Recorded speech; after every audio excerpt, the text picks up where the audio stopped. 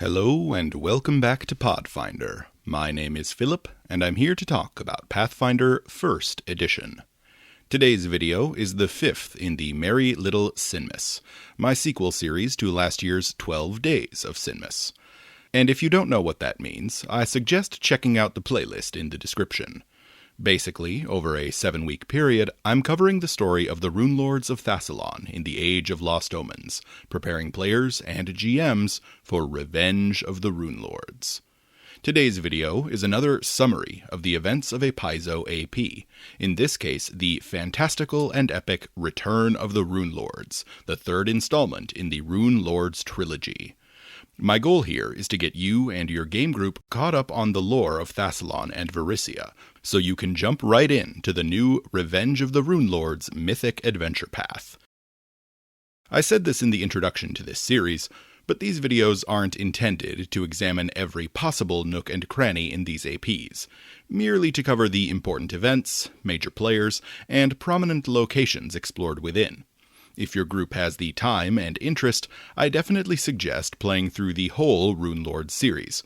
But I recognize that isn't even remotely feasible for most groups, so for those of you with better things to do with your time, or who simply need a little lore refresh, I put together these summaries. Before that though, if you enjoy this video and want to hear more Pathfinder lore, consider subscribing, or commenting below. Or, if you want to support the channel directly, check out my Patreon. Just $2 a month gets you access to all my scripts, as well as the audio files for all my videos, all of which drop at least a week early. Let me begin with something which should be obvious. Spoiler alert. This video actively spoils the entirety of the Return of the Runelords adventure path. I will discuss all major plot points in that campaign, including the final boss fight and the immediate fallout of the campaign. Do not watch this video if you intend to play in that AP. Additionally, this video, and the others in this series, assumes you've seen my 12 Days of Sinmas series. I'll be assuming a basic knowledge of the material covered in those videos, mainly to avoid retreading ground I've covered before. Alright, with that out of the way, let's dig in. Backstory and Prelude. Return of the Runelords is a celebration of Golarian's history, and the history of Paizo APs as a whole. This AP is a tour of all the fond memories which players, GMs, and developers have made in Varisia, and mixes up old and new characters, locales, and plotlines into a fun road trip through space, time, and the afterlife. This AP is a lot closer in structure to Rise of the Runelords than it is to Shattered Star, focusing less on dungeon delving and more on a balance between fights, exploration, and social challenges. You can really see Paizo experimenting with the groundwork for the subsystems in 2E as you read this campaign. Return features plenty of nostalgia for returning players with a history in Varisia, but even for newcomers it still manages to tell an exciting and original story, escalating the threat of the Runelords to even greater heights than before. In the dying days of ancient Thassilon, the mightiest of the Runelords were undeniably Xandergul and Sorshan, the Runelords of Pride and Lust respectively, who were never overthrown. Also ascendant, however, were Karzug and Elaznist, whose intense war propelled both of them to new heights of power, to the point that Elaznist managed, in the days immediately prior to Earthfall, to achieve mythic status. Elaznist made many attempts to undermine her fellow Runelords, from stealing the Sahedron shards of Pride, Envy, and Greed, to even stealing Baraket, the Sword of Pride, from under Xandergul's nose. Even with these machinations, however, she never managed to surpass her mightiest two peers, a fact which flew in the face of her sense of superiority. With Earthfall, Elaznist fled into her Runewell dimension, an act which Karzug, Sorshan, and Xandergul also performed successfully, and which Belimarius attempted unsuccessfully. 10,000 years later, when Karzug was awoken by the actions of Mokmurian, the energy surge through the connected Runewell networks also caused Elaznist to begin the long process of waking from stasis. After a particularly violent incursion by adventuring parties into Hollow Mountain, check out the Hollow Mountain Pathfinder comic, it is very cool, the Runewell finally absorbed enough latent wrath energy to release its mistress. Alasnist finally emerged from the Eye of Fury in 4716 AR, and, discovering that she was apparently the only active Runelord in the Age of Lost Omens, immediately set to work undermining her most powerful rivals. Recognizing that Xandergul was easily the biggest threat to her own hopes for power, Alasnist made her way to the ruins of Zin Cyrusian, the capital of the Realm of Pride. She delved into Xandergul's many hidden libraries and laboratories, discovering the final topic he'd been researching, the mythical Scepter of Ages, an artifact capable of traveling through time. Putting her impressive intellect to the task, Alasnist soon finished the quest Xandergul started, and discovered the Scepter of Ages. Invading Xandergul's palace, Alasnist used the Scepter of Ages to activate his rune well and draw him back to the material plane. In the moments after Xandergul's return, he was temporarily thrown off balance, and Alasnist seized the opportunity. Summoning her most powerful magic, Alasnist struck down Xandergul, killing the most powerful Runelord in all of history. This allowed her to ascend even further, to new levels of mythic power. Alasnist's ascension, however, was not done. Using the Scepter of Ages, she did something truly remarkable, and traveled back in time to ancient Thassilon. She made 7 stops during her travels, manipulating key events in Thassilon's past to benefit her and to absorb the power of the subjects of those events and the raw power of the time stream. This pushed her even further in her mythic journey, making her a nigh unassailable threat. I'll get to the specifics of her time stream meddling a bit later, since I like the way the campaign reveals them. Of course, Alasnist's activities, far-reaching as they were, didn't go unnoticed. The Sihedron heroes from Shattered Star took note of the bizarre ripples in the time stream and recognized the threat for what it was. Determined to confront this threat head-on, the heroes made their way to the Crystalline, the time-isolated pocket dimension which resulted from Belimarius's attempted creation of a rune well of envy. Drawing in the esoteric time energy of the Crystalline, the heroes succeeded in drawing themselves to Alasnist, even as she traveled through time. Confronting Alasnist, the heroes used the Sihedron to its greatest potential. Even this, however, wasn't enough to stop the Runelord of Wrath entirely. Alasnist used the Scepter of Ages to shunt the Sihedron heroes out of time, locking them within the Crystalline. This cost her the scepter itself, however, and the artifact disappeared from her grasp, pulled through time by some mysterious force. Now, before I move forward, I need to make a minor clarification. Return of the Runelords uses the phrase Sihedron heroes to refer to the heroes who opposed Alasnist, because they used the Sihedron artifact as they confronted her. Technically, however, this group doesn't need to be the same group of heroes from Shattered Star. It could also be the Sandpoint heroes, the Korvosan heroes, or any combination thereof. I'm going to keep using the term Sihedron heroes for convenience, but bear in mind that the exact makeup of the party isn't set by the narrative. Alasnist, weakened, managed to return to the material plane in the Age of Lost Omens, but retreated into the ruins of Zin Cyrusian to recover from her ordeal. Though she'd lost her most powerful tool in the Scepter of Ages, her ultimate plan to wreak havoc upon modern Varisia to establish her new empire was still underway. The most dangerous of her interventions in time was the calling of the apocalyptic Oliphant of Jondelay from the time of the Thassilon-Aslant War to the Age of Lost Omens. For this reason, the entirety of the Return of the Runelords adventure path occurs under the threat of a ticking clock, though the time pressure is unknown to the heroes until quite late in the story. What Alasnist failed to realize, however, was that she was not, in fact, the only Runelord active at the time. Sorshan had awoken not long after Karzug, and had been slowly consolidating power beneath the Grand Mastaba in Korvosa.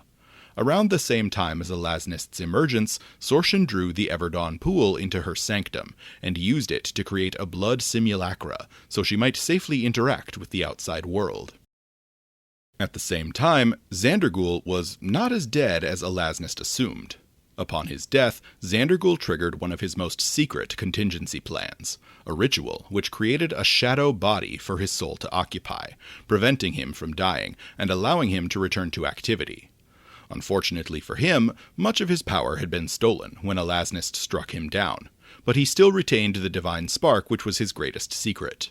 From his fortress beneath the Grand Temple of the Peacock Spirit, Xandergul refounded the religious cult devoted to his deific alter ego, and began recruiting new followers. His ultimate goal became inflicting vengeance upon Alasnist and the reclamation of his lost power. Book 1. Secrets of Roderic's Cove. Return of the Runelords begins in the small seaside town of Roderic's Cove, an out-of-the-way port to the east of Riddleport. Roderic's Cove is most notable for its founding. It was built around the ruins of an ancient hellstorm flume, one of Alasnist's old fire towers. At the same time, Sir Auric Roderic, the town's founder, was an accomplished adventurer. Before his death, Sir Roderic managed to locate an artifact of tremendous power, Baraket, the Sword of Pride, which had been stolen by Alasnist and hidden away. Sir Roderic died without identifying the sword's true nature, but it remained hidden among his possessions for years after. Book 1 centers around a gang war in Roderic's Cove, with two factions vying for dominance of the town's underworld. What no one realizes is that each of these two factions is under the influence of ancient Thassilonian forces, and only the involvement of the heroes can untangle this web of intrigue and mystery. The first of these gangs is the Order of Resplendence. Several years ago, a scholar named Corstella Rostrata arrived in Roderic's Cove and constructed a mansion which she dubbed the Peacock's Manor. Corstella was an accomplished scholar, and eventually discovered Baraket, the Sword of Pride, buried among Sir Roderic's possessions.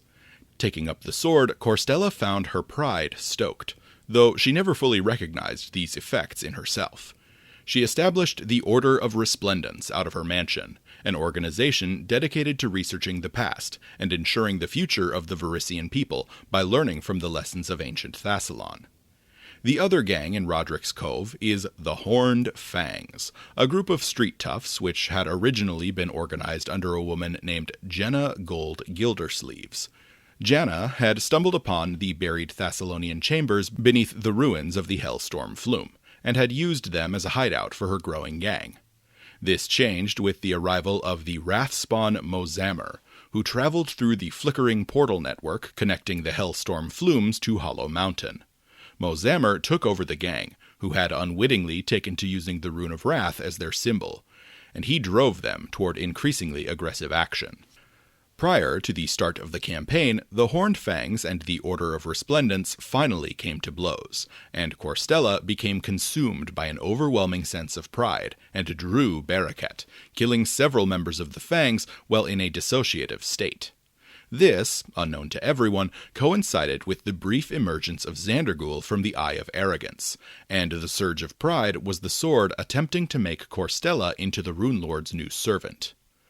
Return of the Runelords actually begins when a group of adventurers in Roderic's Cove, either natives or visitors to the town, witness the beginnings of a street fight between the Horned Fangs and the Order of Resplendence. The fight is broken up by the appearance of Sir Roderic himself, who has risen as a ghost in an attempt to quell the unrest in his town. After the situation resolves, the heroes, who I'll be referring to as the temporal heroes, make contact with an elf cleric of Ashava named Audrani, who recruits them to help settle the escalating tensions in the town and lay Sir Roderic's ghost to rest. Throughout the investigation, the heroes face off against several flesh dregs of wrath, flesh-warped monstrosities brought to the town by Mozammer. Reaching the former home of Sir Roderic, the heroes pry from him a secret, the location where he found Baraket, and a reference to a pair of mysterious gauntlets. Following these clues, the heroes enter the Thassilonian ruin, where Roderic had found Baraket all those years ago, and locate a powerful artifact, a set of rune-warded gauntlets, devices invented by the Runelords of Envy with the express purpose of allowing the wielding of cursed artifacts without incurring the magical curses themselves. They also discover that someone in the Order of Resplendence was actively seeking the treasures within these ruins. Following up on this lead, the heroes then assault the Peacock Manor. They confront the members of the Order of Resplendence, all of whom are decked out in peacock-themed regalia, and discover texts and artifacts associated with the long-lost faith of the Peacock spirit, which has been largely defunct since the end of the Thassilonian Empire. When the PCs finally face and defeat Corstella, They claim ownership of Barakat, which, thanks to the rune-warded gauntlets, they can wield without fear. From here, the temporal heroes enter the secret chambers beneath the Hellstorm Flume and confront the remaining members of the Horned Fangs. They clear the ancient structure out one room at a time, and eventually face Mozammer himself. The Sinspawn, the heroes eventually learn, has been attempting to reconstruct the portal network which connected Hollow Mountain to the Hellstorm Flumes. Ending the activity of both street gangs allows the heroes to finally lay Sir Roderic to rest, earning the gratitude of Audrani. Audrani herself suggests that the heroes bring Barakat to Magnamar, so it might be turned over to Sheila Hydemarch and the Sihedron Council for safekeeping. Book 2. It Came from Hollow Mountain. Book 2 begins with the temporal heroes sailing on a ship toward Magnamar. While they experience a number of challenges throughout their journey, most of them are non-sequiturs. They pass close to Windsong Abbey as they sail south, and one of their fellow passengers, the opera singer Virelane Barvasai, recites a poem praising the ideals upon which the abbey was founded. Further south, the heroes and Virelane stop for supplies and repairs in Sandpoint. Virelane throws up a stink about her honor being offended in the town's famous Cracktooth Tavern. Luckily, the heroes largely dissolve the situation. Immediately prior to their arrival in Magnamar, however, the PCs experience a betrayal. Virelane attempts to steal Barakat, the Sword of Pride, and upon being confronted, uses a mysterious ritual to teleport to safety. Interrogating Virelane's maidservant, the temporal heroes learned that Virelane recently fell in with a religious cult in Magnamar, devoted to the worship of the Peacock spirit. This cult assigned her the task of stealing Barakat from a group of adventurers traveling south from Roderic's Cove. Arriving in Magnamar, the temporal heroes help Audrani settle her own business in the city, and eventually earn an audience with Sheila Hydemarch and the Sihedron Council. The council, which includes the adventurer Coraya Asmiran, informs the temporal heroes of the actions of the Sihedron heroes, how they traveled to Crystalline to fight Alasnist, but disappeared and haven't been heard from since. Now, spurred on by the reappearance and attempted theft of the Sword of Pride, Hydemarch recruits these new heroes to her cause, and provides them with their first assignment, to investigate Hollow Mountain, the historic seat of power of Runelord Alasnist. The heroes, under directions from Coraya, sail to Rivendrake Island. During this journey, they all experience a remarkable vision, a dream sent by none other than Runelord Sorshin herself. Sorshin has been scrying on the heroes for some time, and provides them with a more specific goal at Hollow Mountain. She informs them of the lingering spirit of Runelord Thibodos, deep within the bowels of Hollow Mountain, and suggests that they might compel his aid by using an abyssal runestone. She then informs them that she'll be waiting for them in Korvosa upon the completion of their mission. Lastly, she gives them a vision of a secret hidden entrance to Hollow Mountain, allowing them to bypass the main entrance entirely. Entering Hollow Mountain, the temporal heroes begin to unravel the many traps, mysteries, and dangers within. They are, however, not alone in their explorations. Two groups have entered Hollow Mountain ahead of them, cultists devoted to the Peacock spirit under command of the cleric Hira Das, and cultists of Yamasoth under the command of the alchemical abomination Magazul. The cultists of the Peacock spirit have entered Hollow Mountain with two specific goals: to conjure a powerful retriever to steal Barakat from the Sihedron Council, and to learn the location of Garvok, the Sword of Wrath. To that end, they've learned of the Gauntlet of Fury, a dangerous trial which those seeking to earn Alasnist's favor would attempt. Their hope is to complete the gauntlet, and hope that success grants them access to new locations within the fortress. Magazul and his followers similarly are attempting to clear the Gauntlet of Fury, to gain access to one of Alasnist's abyssal runestones.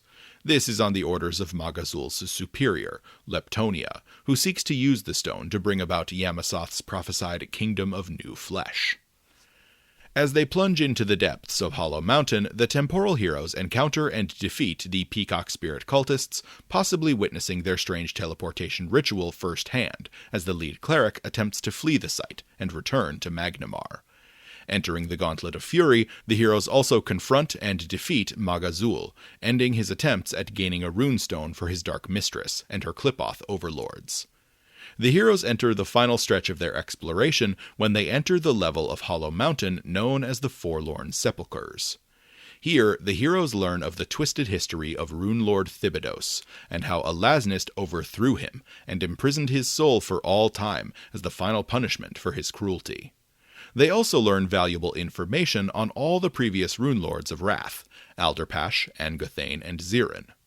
After releasing and defeating the lingering spirit of Thibodeus, the heroes gain a sense that Hollow Mountain no longer contains any Runelords to face. Alasnist is well and truly gone, active in the world once again. Additionally, multiple cults have risen to activity in Varisia again, one devoted to the ancient Peacock spirit, and another devoted to Alasnist's own patron deity, Yamasoth. Book 3. Runeplague. Runeplague is a fun adventure set in the middle of this AP. It takes the form of a rapid-fire road trip across Varisia, allowing players to revisit locales they've explored before if they've played through previous APs or PFS scenarios set in Varisia. Notably, the specific order in which these events can be covered is a bit fluid.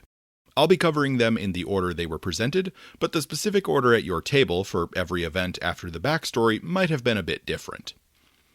The events leading up to this adventure began when a half-drow priestess of Yamasoth named Leptonia acquired the Bone Grimoire, one of the 3 fragments of Zutha's gluttonous tome, which had resurfaced on the black market after having been stolen in the years between this AP and the Lord of Runes novel.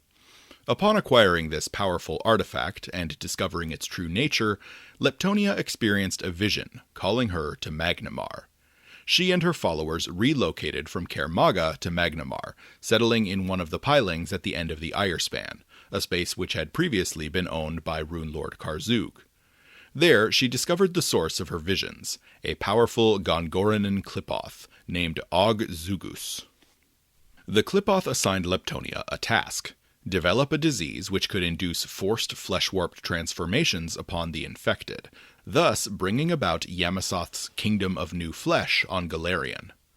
Leptonia allied with an agent of the Whispering Way to accomplish this task, and traded away the Bone Grimoire to accomplish it. The disease she created was tremendously powerful, but had a serious flaw: it was very slow to transmit. To overcome this trial, she would need the services of an expert conjurer, and who better than the master of conjuration, Runelord Kroon. Kroon may have been defeated and killed several years before, but that was a problem easily solved by a scroll of true resurrection. Such magic items were difficult to find, however, and it took some time for Leptonia to locate a suitable target. She found one in the Riddleport crime lord, Clegg Zincher, who had been so shaken by his experience in the Second Darkness AP that he'd spent the vast majority of his life savings on not 1 but 3 separate resurrection scrolls. The temporal heroes begin this adventure when they set out from Hollow Mountain to make their report to the Sihedron Council. On the voyage, they collectively experience a dream, a haunting vision of a meadow, surrounded on 3 sides by a deep forest, with a vast ocean on the 4th and final side. They catch a glimpse of a strange metallic scepter, but before they can touch it, it twists on itself and shatters. Waking from this dream, the PCs struggle to understand it. Arriving in Magnamar, the heroes report to Sheila Hydemarch and the Sihedron Council. Hydemarch and Karaya provide the heroes with some direction. They like the idea of meeting with Runelord Sorshan in Kintargo, seeing her as a potentially powerful ally against the unknown threat outside of time. They are also concerned about the tales of Yamasoth cultists in Magnamar, and request that the heroes investigate them. The council also introduce the heroes to a young Nephilim named Ayava. Ayava explains that she'd seen the heroes in a vision standing alongside Runelord Sorshan, facing down some enormous elephantine monstrosity. Privately, Ayava explains to the heroes that she is a follower of the Redeemer Queen, a heretical aspect of Nocticula, which is supposedly about to ascend to full divinity and leave her status as a demon lord behind.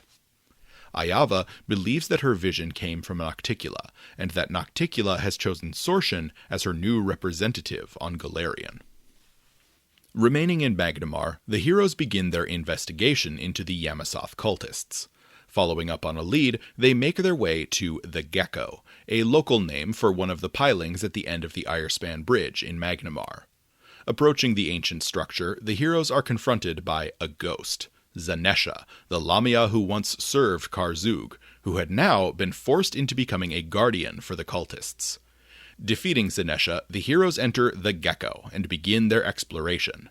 They confront the first experimental victims of the so-called polymorph plague and are horrified at the symptoms they witness. Once the disease progresses far enough, the victim is grotesquely transformed into an aberration. Luckily, the heroes discover Leptonia's notes on the creation of the disease. They also confront the Clipoth Ogzugus and learn from it of Leptonia's plans to steal a scroll of true resurrection and restore Runelord Kroon to life. With that, the heroes set out from the Gecko, their next destination in mind.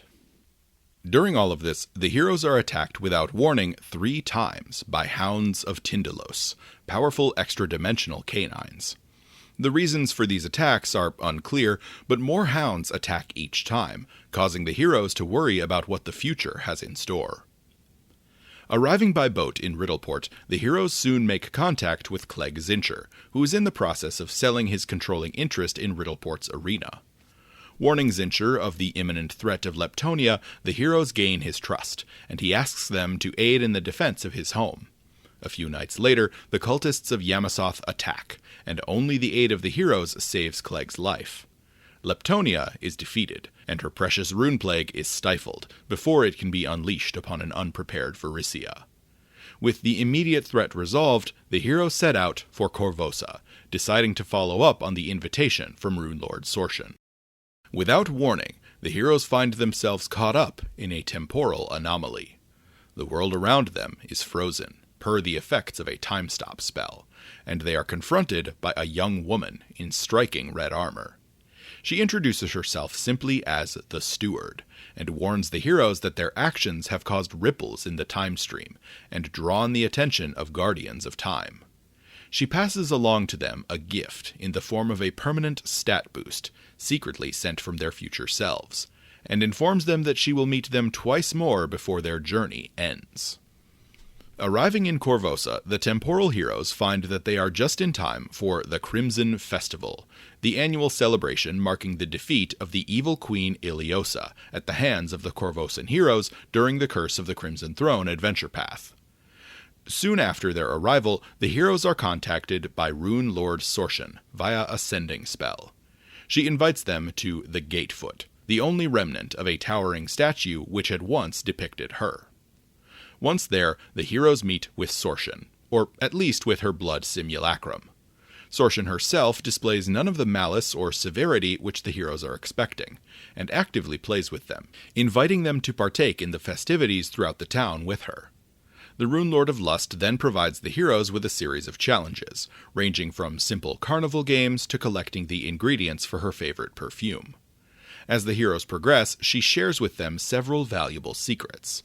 She informs them of her intention to found a new Thassilon, so she might carve a place for herself in this new world, but claims that she has turned over a new leaf, and that her faith in Nocticula, as well as her self-preservation instinct, has inspired her to rule this new land in a way more aligned with Old Lord Zin's original ideals.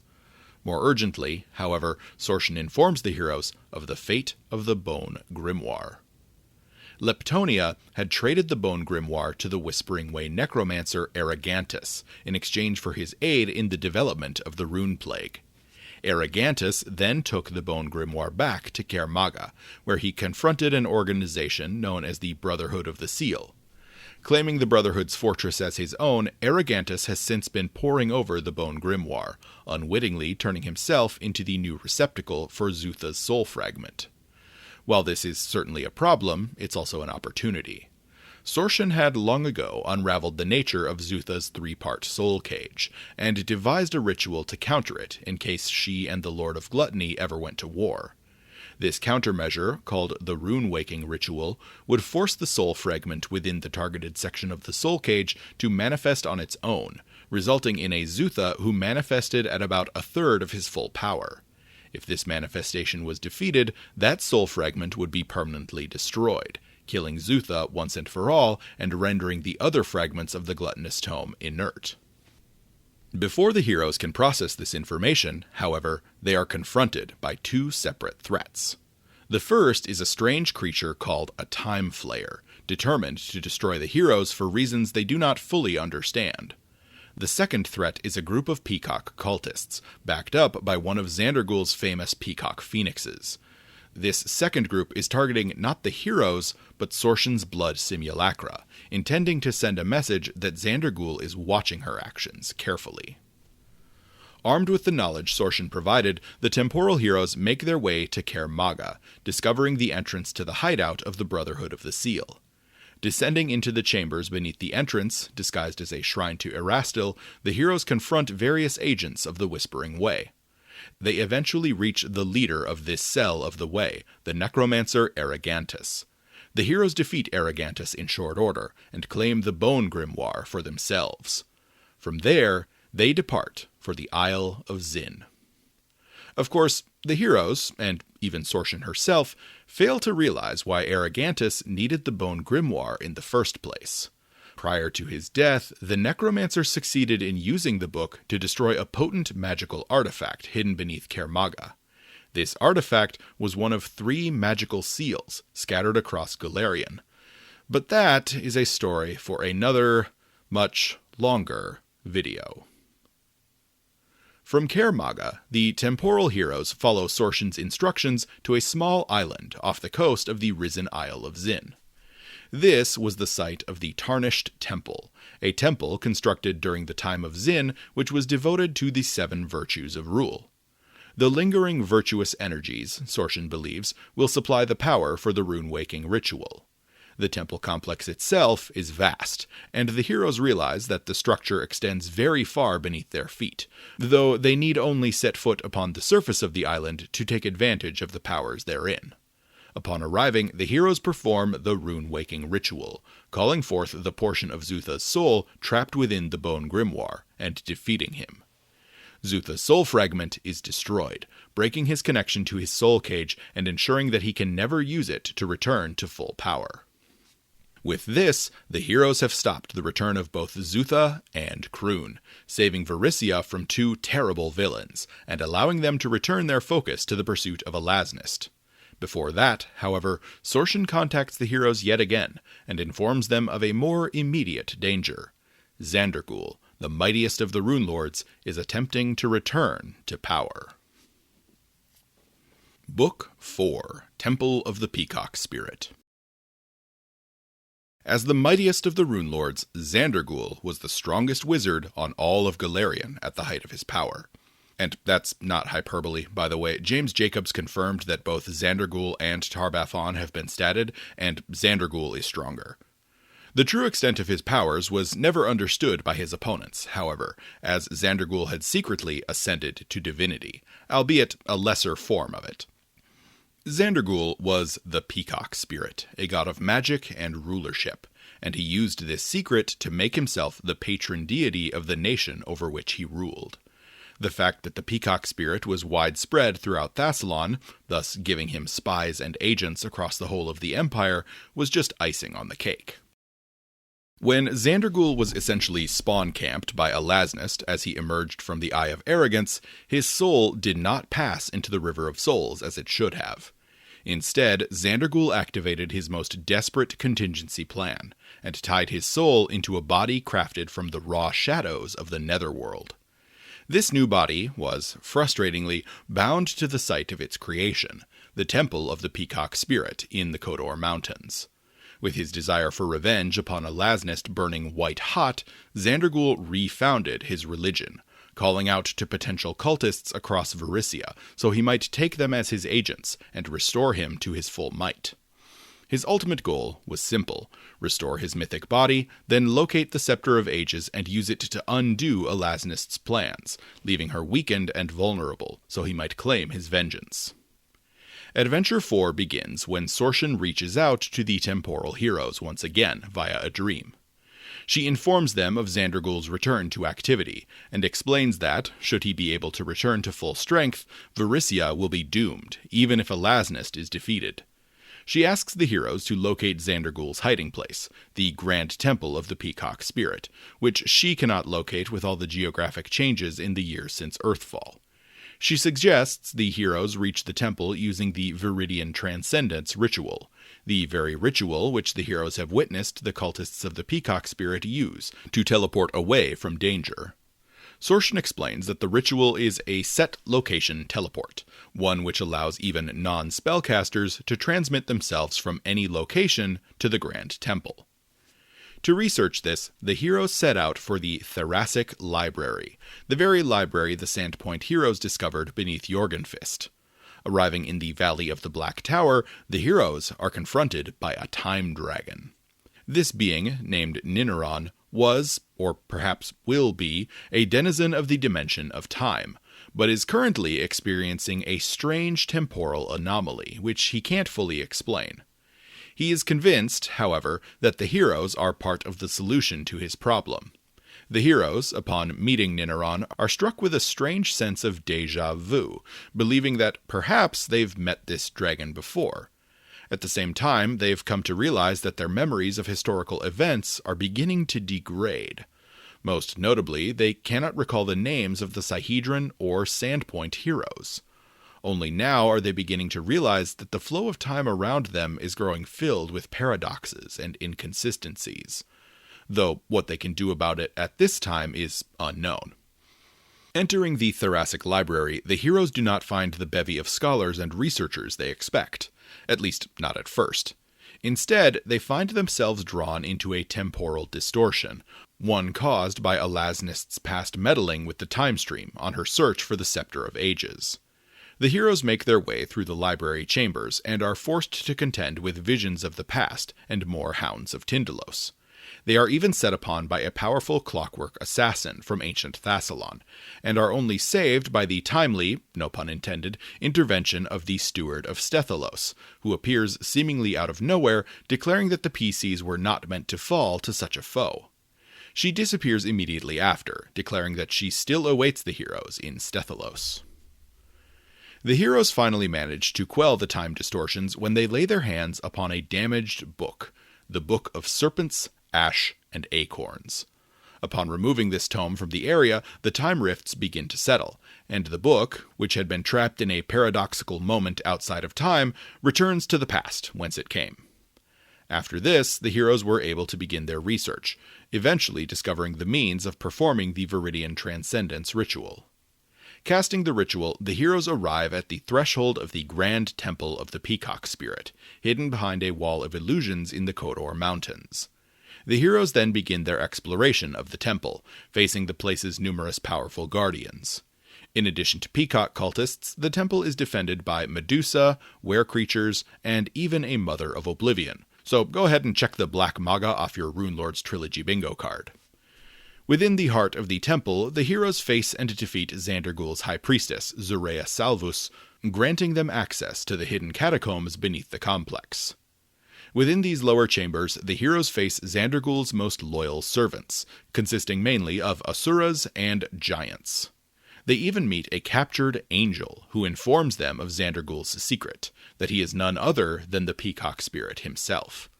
Finally, the heroes enter the Refuge of Violet Vanity, the sanctum of the Runelord of Pride. There, they face his shadow servants, illusory living beings made of pure shadow. At the deepest level of the sanctuary, the temporal heroes finally confront Xandergul himself. The Runelord of Pride attempts to convince them that they could be his allies in his quest against Alasnist, but the heroes see through his ruse. After a grueling fight, the heroes stand victorious, and Xandergul, the Peacock Spirit, is killed, his soul sent hurtling into the River of Souls. Upon defeating Xandergul, the heroes are free to review his research materials and collected artifacts. Among these, they find his notes on how to undo Alasnist's work. Xandergul had discovered that Alasnist had altered several points in the time stream based on the changes he detected in his own memory. To identify these changed points, he planned to access the interior of the time-locked city of Crystalline to compare their records to his memories, thus figuring out what Alasnist had changed and how. To access Crystalline, he developed a ritual which would take advantage of the unique properties of the Plane of Shadow. Once inside, he would know Elasnist's plans. Then it was a simple matter of traveling through time and undoing her work.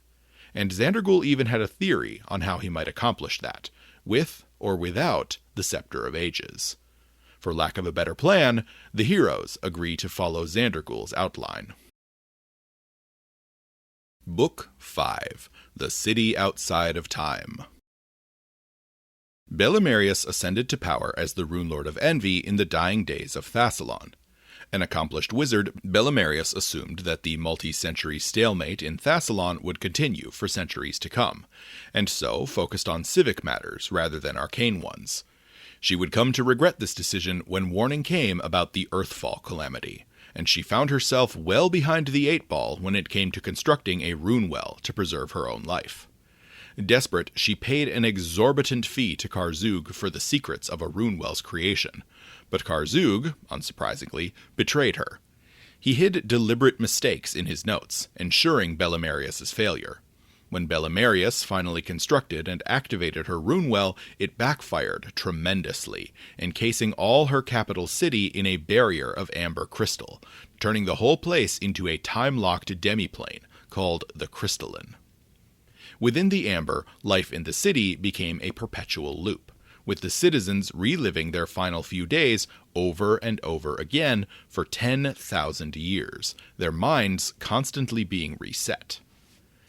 After the heroes wrap up their research into Xandergul's hidden chambers, they set out on their journey to Zin Edasiril. They begin by entering the Plane of Shadow and making their way to Frozen Tears, the divine realm of Incariax, a type of demigod called a chitin demagogue. They approach his palace, the White Death's diadem, and defeat a series of powerful foes before reaching their destination, an antechamber of Incariax's castle where the ritual to access Zin Edasiril can be performed. Upon the completion of the ritual, the heroes find themselves transported into an interplanar space, which they must navigate. They succeed with some difficulty, then enter Zin Edasiril, the city outside of time. Except, Zin Edasiril isn't outside of time any longer. For the past month or so, time has resumed flowing as normal in the city, though it remains physically isolated from the material plane. Over the same period, temporal anomalies and paradoxical time rifts have begun to open at the edges of the city. The denizens within are now well aware that they're being trapped inside some impenetrable barrier, and that their new home is rapidly deteriorating. Understandably, the citizens have begun to panic, and the once mighty grip of Belimarius has slipped. Making their way through the city, the heroes discover that numerous factions have risen to power.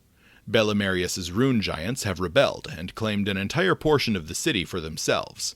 A cult dedicated to the demigoddess Dolores has seized another section. A small rebel faction fighting for the good of the common folk has even risen up, though they are threatened on all sides. It is during these initial explorations that the heroes are visited for a final time by the Steward of Stethilos. But this time, something is particularly strange. During her first visit, the steward had appeared as a young woman, and during her second visit she'd appeared middle-aged. Now, she presents herself as an ancient crone, and invites the heroes once more to Stethilos, claiming that they cannot fail here in Zin Edasiril, for they've already succeeded here in the past. Then, as is her custom, she disappears without further comment. The heroes make their way to the Arcanum Abjurant, the most prestigious center of learning in all of Zin Edasiril. Here they spend some time studying, and learned several key pieces of information. First, they learned that the crystal barrier separating Zin Edasiril from the material plane could be destroyed by destroying Belimarius's runewell of Envy, thus returning the city to the normal time stream and preventing its destruction via temporal anomaly. Second, they learned that the runewell might be destroyed by an act of altruism, performed within its internal demiplane, as such an act would be antithetical to the artifact's very existence. Third, and most importantly, the heroes discover the 7 points in time which Elasnist altered when she controlled the Scepter of Ages. Armed with this knowledge, the heroes march to the Palace Miasmoria, the fortress of Belimarius. Entering the throne room, the heroes confront Belimarius and her champion, Captain Joshel, directly. Belimarius is haughty and arrogant, and for a good reason. Flanking her throne are a series of statues, except they aren't really statues at all. These are the Sihedron heroes, and above Belimarius's throne is the Sihedron artifact. I need to backtrack slightly to explain this. When the Sihedron heroes drained some of the temporal energy from the crystalline, they accidentally threw off the temporal balance which maintained the city's internal time loop.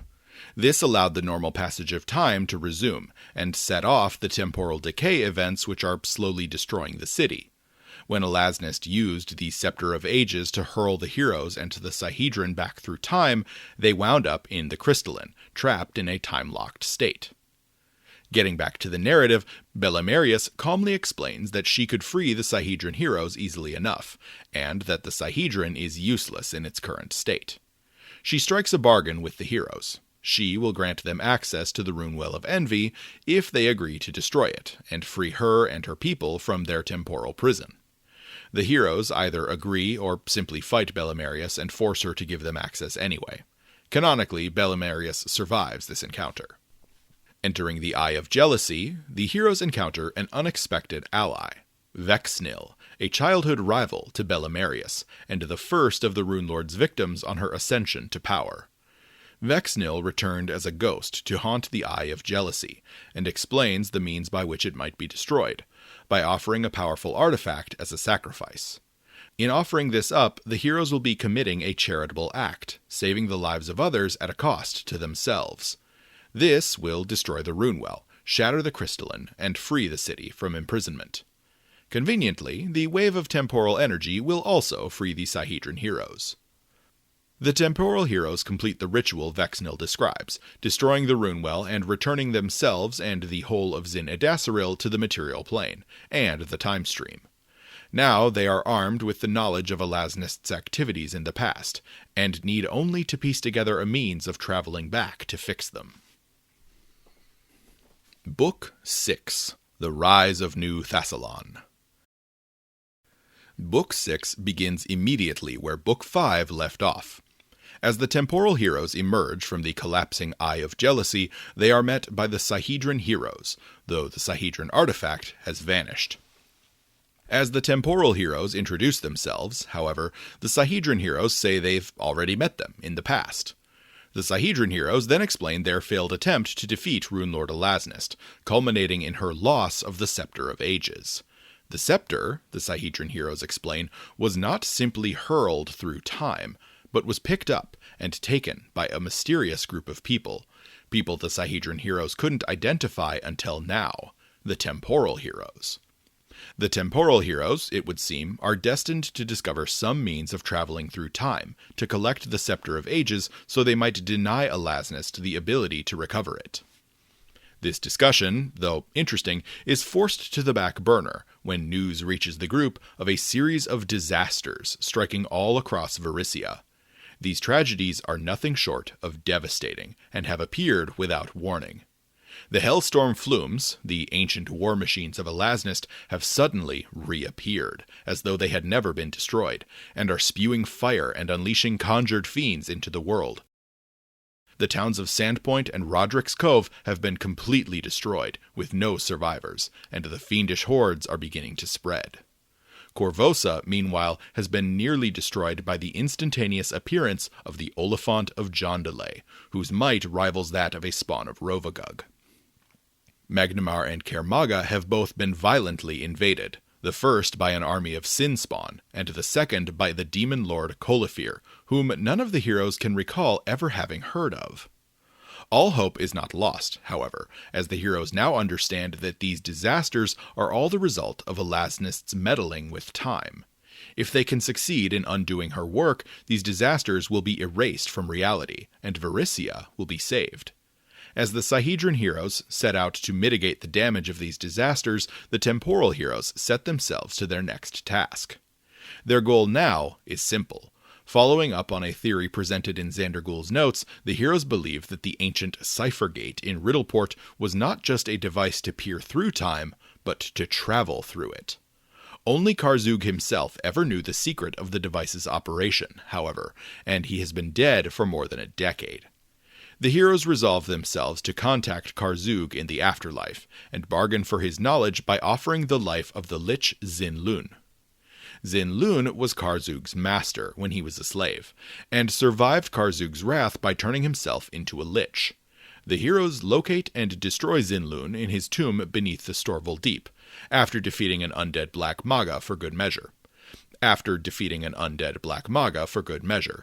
They then gather the Lich's skull as proof of their accomplishment.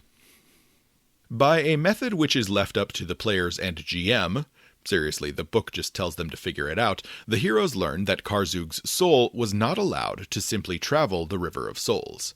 It was instead claimed by a powerful Astra daemon called the High Justice, whose domain is the so-called Court of Amendment, a pocket dimension bored into the side of Pharasma's spire. Arriving at the Court of Amendment, the heroes discover it is an ancient temple to the Bound Prince, formerly called the Owinadaemon, the first horseman of the Apocalypse.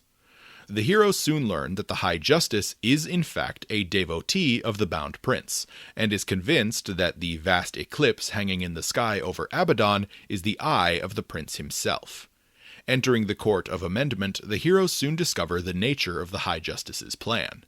He considers himself a judge, punishing souls which are sufficiently evil by sacrificing them as an offering to the eye of the Bound Prince.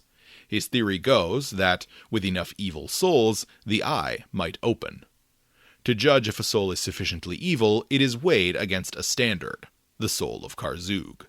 All those more evil than Karzug are sacrificed, while all those less evil are released. As the heroes arrive, they witness the conclusion of the final trial, that of Xandergul. The Runelord of Pride is, of course, deemed worthy of sacrifice, and his soul is sent screaming into the eclipse over Abaddon, where it will suffer for all time. The heroes confront the Astra Daemon in an extremely difficult fight, but prove victorious. They then gain access to Karzug, and after promising to release him for Pharasma's judgment and showing him Xin-Lun's skull, he finally shares the secrets of the Cipher Gate. Returning to the material plane, the heroes travel to Riddleport and perform the Fulcrum Key ritual to activate the Time Gate. Unfortunately, Alasnist had anticipated this and had laid a trap to prevent it. Even as the Cipher Gate activates, it explodes, laying waste to Riddleport and unleashing dozens of monstrous beings from the Dimension of Time on the town to slaughter the remaining citizens. The heroes, too far along in the ritual, are unable to prevent this disaster, and are hurled through time. As the heroes pass through the time stream, they are confronted by visions of their past, and these visions allow them to reach back and help their past selves. This is the explanation for the unique and powerful background abilities the campaign presents to PCs, which they've used throughout the story. In using these abilities, they are literally calling on aid from their future selves. After this, the heroes arrive in the Dimension of Time, in a meadow surrounded on 3 sides by a deep forest, with a vast ocean on the 4th and final side. This is the same sight they witnessed in their shared dream back in Book 3. Here, they are met for one final time by the Steward of Stethalos, who informs them that her master, the All-in-One and the One-in-All, awaits them at a place called the Well of All. She guides the heroes to the site, where they are confronted by its guardian, the dragon Ninneron, who is at his terrifying full power in his home dimension. Ninneron, however, recalls the kindness the heroes showed him in restoring the time paradoxes at the Thoracic Monastery, and allows them to access the well. At the heart of the Well of All, the heroes meet a hooded figure, the All-in-One, the One-in-All, the Great Old One, Yog-Sothoth. Yog-Sothoth reveals what the heroes need to do. They must travel back to the 7 temporal disturbances caused by Alasnist and correct the timeline. To accomplish this, they must bargain with the Anima Mundi, the soul of the world. The Anima Mundi will accept only one price: sacrifice. One of the heroes must willingly die, at which point the portals will open to each of the 7 temporal anomalies. The heroes, however, recognize the inherent riddle in the demand. Stethilos exists in all times and outside of it. If one of the heroes dies, they can simply be resurrected, and their sacrifice will still have happened. The sacrifice is made and undone, and the 7 portals are opened. Yog-Sothoth then contents himself to sit back and watch the ensuing conflicts. Entering the first of the portals, the heroes witness the Forging of the Sihedron by Old Lord Zin. Before he can complete it, however, his Meslan servants are taken over by an apparition of Elasnist, and they attack him. The heroes are forced to kill the Meslans, restoring the timeline. This restoration resolves a lingering mystery from the end of Book 5, as the Sihedron artifact manifests before them, with its existence now assured. The next portal is also to a point in Zin's life, the last one to be precise. As Old Lord Zin is preparing the Clockwork Reliquary, he is confronted by the sudden appearance of Elasnist. The two wizards begin a fearsome duel, and things only get more complicated when Shasthak, the rune giant assassin, arrives on schedule to complete his mission.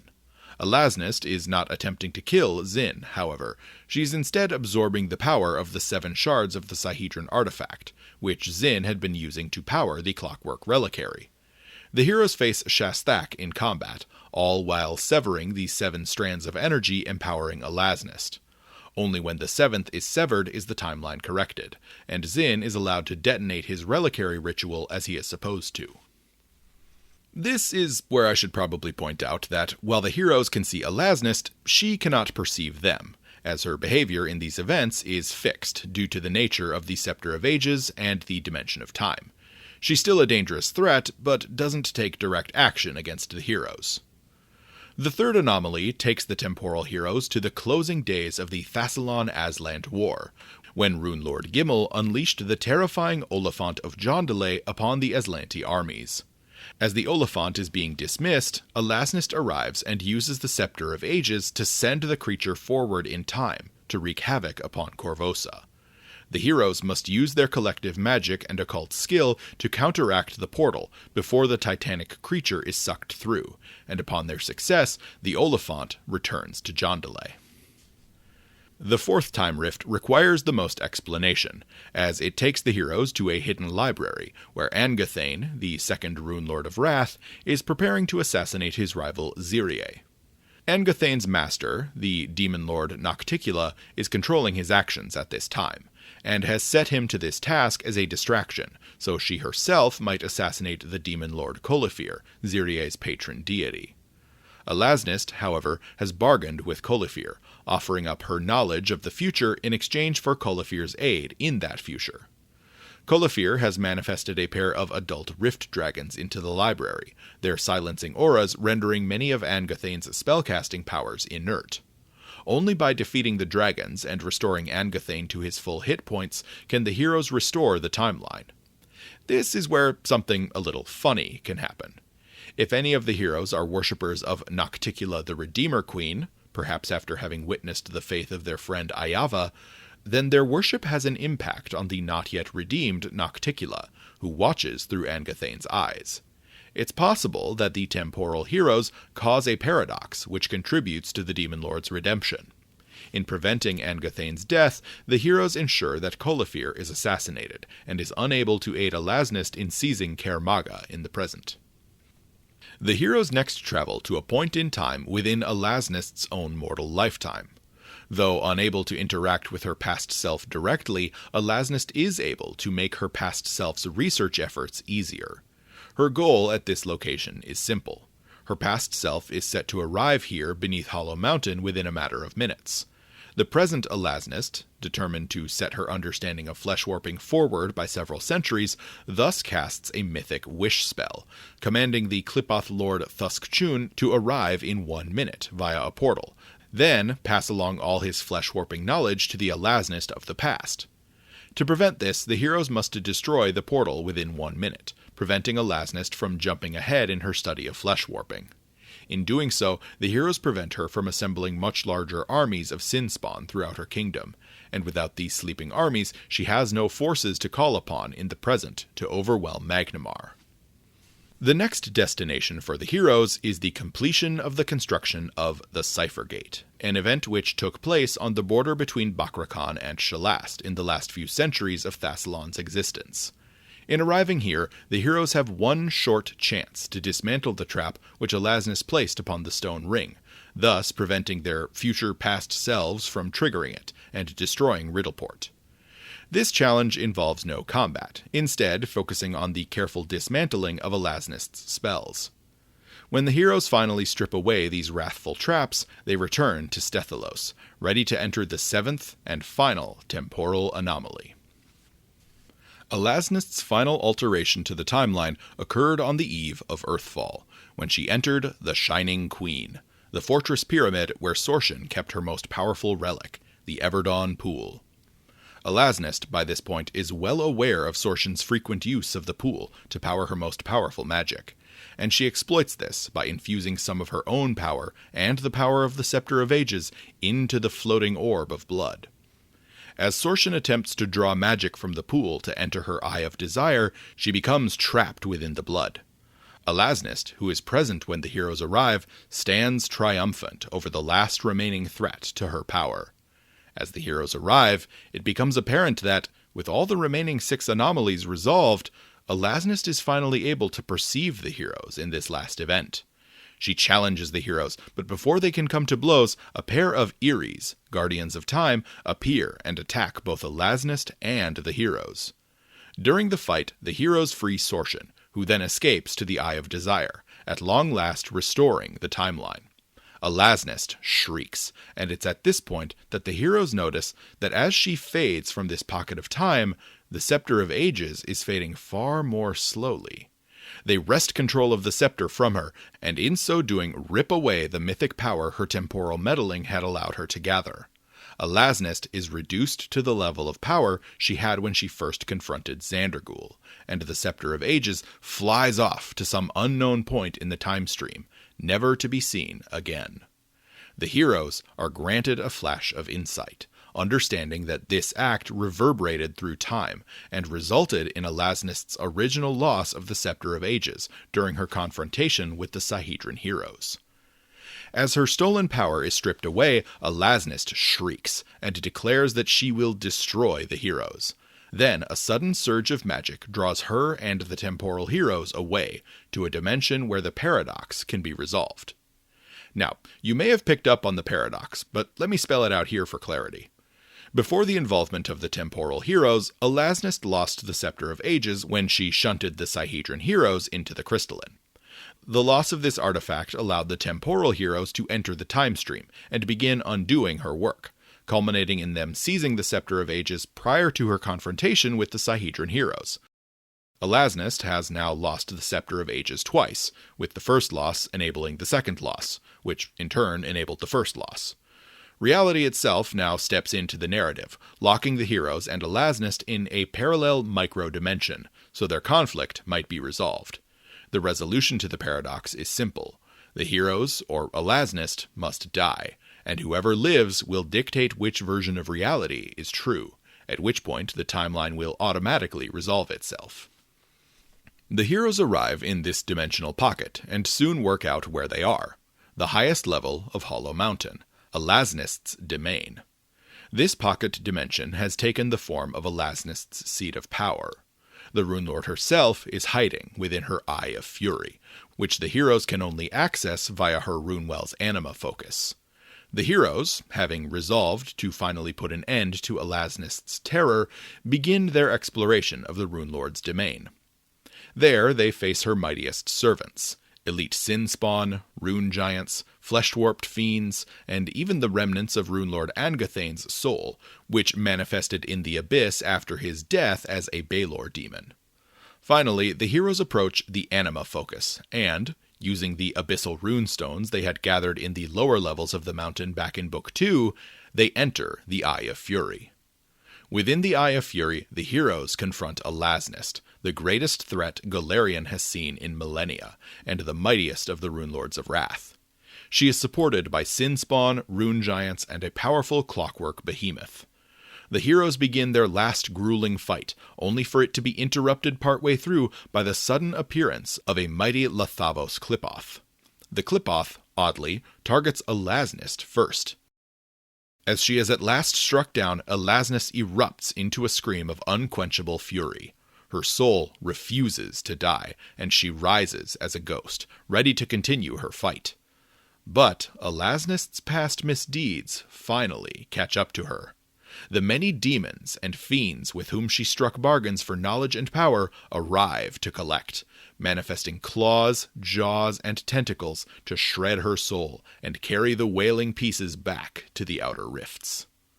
Elasnist, the last Runelord of Wrath, is defeated, and the heroes are able to return to the material plane they know. They arrive in Varisia, which cannot remember the now erased devastations which the heroes prevented.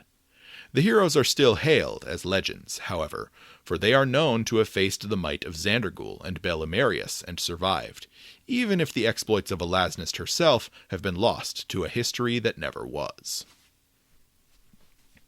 And that is what happened in Return of the Runelords. This is definitely my favorite of the Runelords trilogy of APs, at least from a narrative perspective. It's a great mix of combat and non-combat challenges, all in service of a story which feels truly epic and legendary. If the story I've covered in this video sounds fun to you, I encourage you to check out the Return of the Runelords adventure path. Next week, I'm finally getting into 2nd edition, as I cover the various lore updates since the end of Return. Sorcian and Belimarius are now active in Varisia, and both have dreams of building a kingdom, though the kingdoms they envision are substantially different. Come back next week to check out the Rise of New Thassilon, where I lay out the last bit of groundwork before Revenge of the Runelords. Thanks for watching, and I wish you all a merry little Sinmas.